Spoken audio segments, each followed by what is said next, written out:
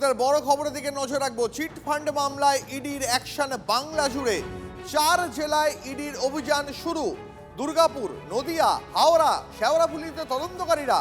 Chit fund সংস্থার মালিক আধিকারিকদের বাড়িতে চলছে তল্লাশি। জানাবো আপনাদের, চিট ফান্ড মামলায় ইডির অ্যাকশন। 4 জেলায় ইডির অভিযান। দুর্গাপুর, নদিয়া, শেওড়াফুলি, হাওড়ায় তদন্তকারীরা। হাওড়া থেকে আমাদের প্রতিনিধি সুব্রত আমাদের সঙ্গে রয়েছেন। সুব্রত, হাওড়ার কোন কোন জায়গায় অভিযান চলছে, কি অভিযোগে, কাদের বাড়িতে এই অভিযান চলছে? দেখো, মূলত ভুয়ো শেয়ার ট্রেডিং কোম্পানির মালিক, যার বাড়ি হাওড়ার ব্যাটরা থানা এলাকায় কুচিল সরকার লেনে, সৌরভ চট্টোপাধ্যায় নামে এই শেয়ার ট্রেডিং কোম্পানির মালিকের বাড়িতে হানা দেয় ইডির টিম। বাড়ি ঘিরে রাখা হয়েছে, কেন্দ্রীয় বাহিনীর জওয়ান মোতায়েন রয়েছে। প্রাথমিকভাবে আরো জানা যাচ্ছে যে এই সৌরভ একটি কোম্পানি খুলে, অর্থাৎ চিটফান্ড কোম্পানি খুলে খুব অল্প সময় মানুষকে প্রলোভন দেখিয়ে টাকা দ্বিগুণ করে দেওয়ার যে প্রলোভন, সেই প্রলোভন দেখিয়ে প্রচুর টাকা তিনি হাতিয়ে নেন এবং তার বাড়িতেই এই ইডির অভিযান চলছে। যদিও এই সৌরভ চট্টোপাধ্যায় যে রয়েছে তা সে কিন্তু দীর্ঘদিন এই বাড়িতে থাকে না, কারণ এই কাণ্ড ঘটানোর পর তিনি কিন্তু এলাকা থেকে পালিয়ে গিয়েছেন, এমনটাই জানা যান। তবে ইডি আধিকারিকরা কিন্তু সকাল থেকেই তার বাড়িতে তল্লাশি চালাচ্ছে। 8 থেকে 9 জনের ইডি আধিকারিকরা তারা কিন্তু এসছে, সঙ্গে কেন্দ্রীয় বাহিনী রয়েছে।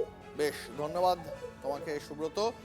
আপনাদের ছবি দেখাচ্ছি পাশাপাশি এই মুহূর্তে শেওড়াফুলি, রানাঘাট, অন্ডাল, হাওড়ার ব্যাটরা একযোগে তল্লাশি চলছে চিটফান্ড মামলায়। আমাদের সঙ্গে এই মুহূর্তে আমাদের আরেক প্রতিনিধি আশিক ইনসান রয়েছেন। আমি আশিকের কাছে জানতে চাইবো, শেওড়াফুলিতে কার বাড়িতে তদন্তকারীরা, কতক্ষণ ধরে চলছে এই তল্লাশি?